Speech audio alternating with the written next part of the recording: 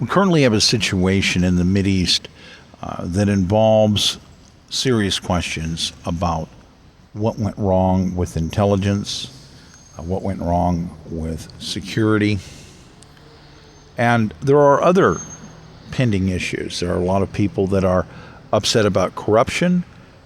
There are people that have been repeatedly asking for resignations. This is a real powder keg of an item. We've got protests in various places worldwide, some of them in significant numbers. United States, Britain, France, other nations.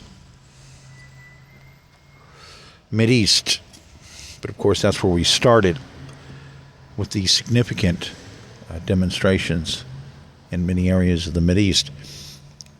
I'm going to start out with addressing part of the security problem, intelligence. In the United States, we currently have over 1 billion cyber attacks per day that are what I would register as significant. There are more, but there are different types, and some of them are not as significant as other ones. There was a television program that was put on PBS. I believe it appeared PBS Circuit Nova. We're talking about a documentary. It's called Pegasus. Social media platform and it X, formerly known basically as Twitter, was a two-part the Prime Minister's office shared the horrifying photos documentary of the that dealt with the breaches, the back doors of chips, the types of software utilized for gathering intelligence. And the point of the documentary, a lot of, was that it had been abused, that other people were getting a hold of the software and there was abuse. But the analysis and the research goes far deeper. And I'm one of those people that understood about this technology many, many years ago, decades back, because as somebody who also basically took electronics, there are certain aspects in knowledge that are stapled together, basically, so you get certain understanding. Now, the quick history would be to bring into a different documentary that would be nice to cover, but unfortunately, I believe that I can't find my particular copies at the moment due to insurrectionist attacks. Very problematic having archival destruction. But in that documentary, it effectively, basically, was tracing the history of the cell phone and the cell phone chip. And you had governments get together. You had the United States, Britain, Israel.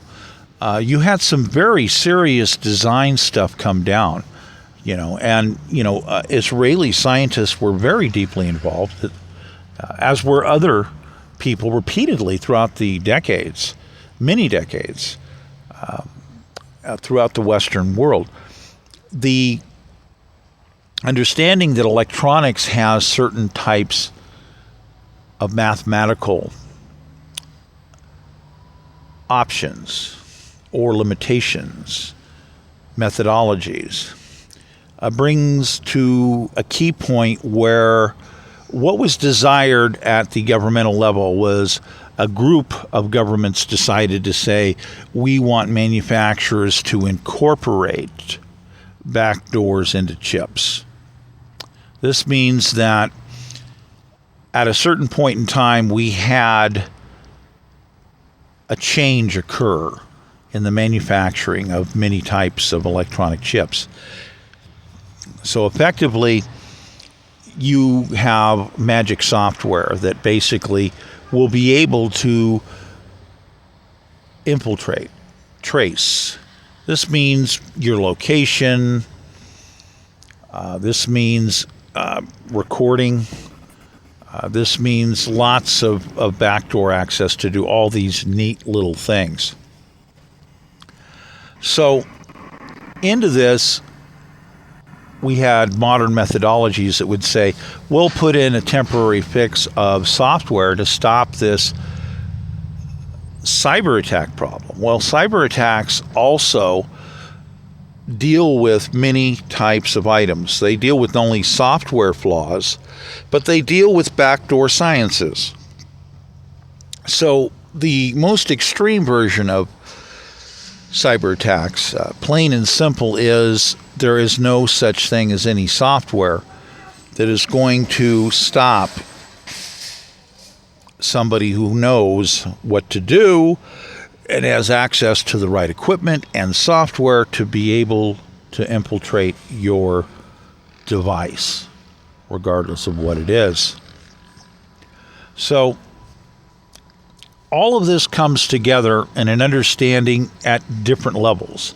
If we're looking back at the current situation in Israel, we have a lot of people going, what happened to intelligence? What has gone wrong? Well, it's very simple. It goes, all of this is intertwined together. And what was, and we have to put it on the table, the tactical table, and say what it is, what it actually is. It is a once upon a time brilliant, and I do mean brilliant plan to deal with having options for intelligence to provide better security, to detect people who would be stealing or somehow acquiring a nuclear weapon to eliminate a city. And of course, other more pertinent, up close, and more frequent type of problems. This is, again, why you have different countries that had, different demands, different requirements, different needs for national security, literally. I think that people could readily see that. I hope that when you look at certain countries, if you look at Israel versus other countries, Israel's situation is quite different. It is quite a different situation compared to many other countries to deal with these things. So the once upon a time brilliant plan is now basically out the window, because what has happened is technologies move forward and other people figured out other quick fixes. They figured out that if their back door is permanently there, that means we have other options to attack with cyber attackware from other locations. We can encompass different groups of IPs and provide supportive activity of specialized software engineering. So now we're talking about foreign countries, but that also means independent software. Anytime you have people that are brilliant and understand about programming, what can be done. So this has a percentage loss in accuracy. So as the situation evolved and more knowledge came out, you end up having, for instance, the Russians giving lectures to Hamas about electronics and how to deal with communications and this and this. All of this evolved, and there are many countries, many ways, many lectures, many types of evolutionary changes, many new chips, many new types of programming. It just keeps evolving. Tactically, eventually many people evolved in certain tactics, or those of us that are, well, quite frankly, we're brilliant to begin with, and we understand the vast array of options that are out there. Other people, they had to be instructed and brought along.